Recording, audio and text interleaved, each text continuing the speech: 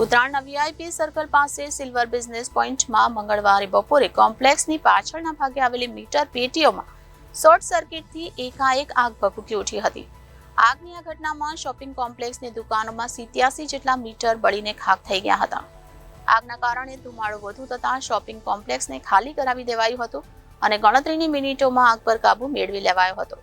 સદનસીબે આ બનાવમાં કોઈને ઈજા કે જાનહાનિ થઈ ન હતી. ઉત્તરાયણના વીઆઈપી સર્કલ પાસે આવેલા સિલ્વર બિઝનેસ પોઈન્ટ શોપિંગ કોમ્પ્લેક્સની પાછળના ભાગે તમામ દુકાનોનું મીટર હાઉસ આવેલું છે.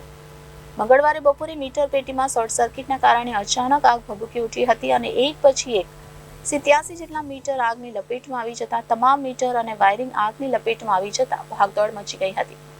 વાયરિંગમાં આગથી કોમ્પ્લેક્સમાં ધુમાડો વધી જતા ફાયર બ્રિગેડે શોપિંગ કોમ્પ્લેક્સ ખાલી કરાવી દીધું હતું. ઘટનામાં 16 3 ફેઝના 71 સિંગલ ફેઝના મીટર મળી કુલ 87 મીટર ખાખ થઈ ગયા હતા. તેમજ 4 માળના મીટર હાઉસની સીટ પણ બળી ગઈ હતી. સદનસીબે ઈજા કે જાનહાનિ ટળી હતી. Reporter Hitesh Prajapati, Janadesh news, Surat.